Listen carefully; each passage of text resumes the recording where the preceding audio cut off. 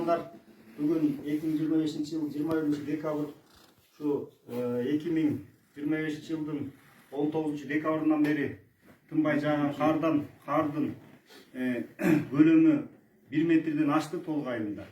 Ошого байланыштуу толук айылдын кыштоосунда 3000ге жакын жандык кой баласы, 700ге жакын бодо малдан 700ге жакын тоyut жок жана 22 чабан жетүү жолдор өтө кыйын болгондугуна байланыштуу Кыргыз Республикасынын өзгөчө кырдаалдар министрлигинен жардам сурайбыз жана ошондой эле Кыргыз Республикасынын генералы Камчы Кыдыршаевичтен дагы жардам сурайбыз. Ушу бизге азыр тез аранын ичинде жардам берүүңүздү суранабыз. Анткени себеби деген көп айыл элинин малдары азыр тоyutсуз жана ошого баруу жолдор өтө жок болгондугуна байланыштуу биз азыр жардам сурап турабыз. Мына азыр айыл эли ушул жардам сурап айыл өкмөттүн имаратына келдик.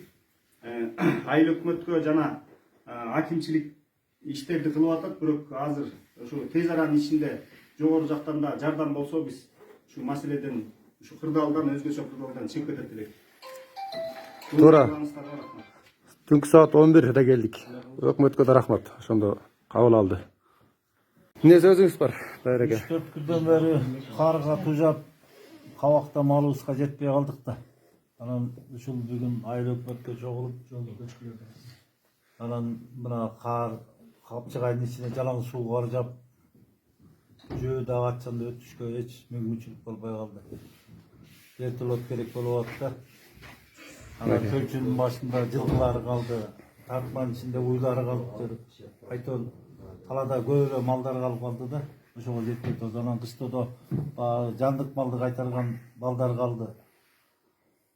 Нар жак бер жагы бир 22 бала азыр кабак боюнда биздин кыштоодо мал кайтарып атат. Телефон байланышы жок, телефондордун заряды Ал жактан телефондо тартпайт.